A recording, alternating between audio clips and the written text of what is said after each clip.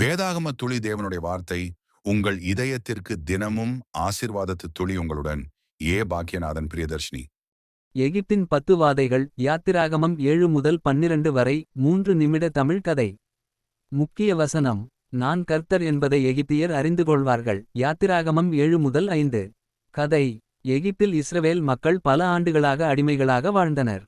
தேவன் மோசேயையும் ஆரோனையும் பார்வோனிடம் அனுப்பி, என் ஜனங்களை போகவிடு, அவர்கள் எனக்கு ஆராதனை செய்ய வேண்டும் என்று கூறச் சொன்னார்.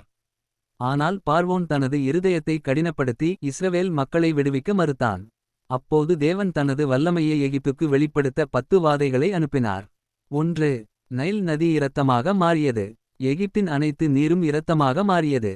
மீன்கள் செத்து தண்ணீர் குடிக்க முடியாத நிலை ஏற்பட்டது. 2. தவளைகளின் வாதை. நாடு முழுவதும் ஆயிரக்கணக்கான தவளைகள் பரவின. வீடுகள், படுக்கைகள், சமையலறைகள் அனைத்திலும் தவளைகள் இருந்தன. 3. கொசுக்களின் வாதை. மண்ணிலிருந்து கொசுக்கள் தோன்றி மனிதர்களையும் மிருகங்களையும் தொந்தரவு செய்தன. 4.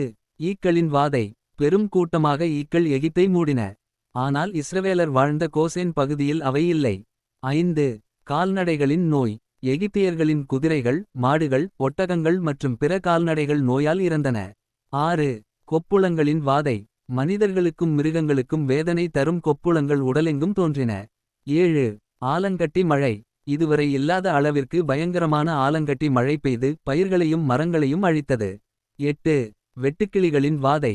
மீதமிருந்த பயிர்களையும் பசுமையையும் வெட்டுக்கிளிகள் தின்று அழித்தன. 9. இருளின் வாதை.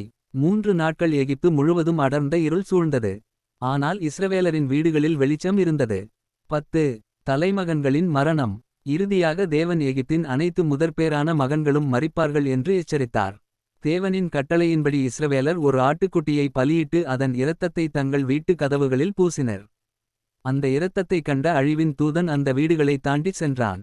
இதுவே பஸ்கா, பாஸ்ஓவர் என அழைக்கப்படுகிறது. அன்றிரவு எகிப்தின் முதற்பேறானவர்கள் இறந்தனர்.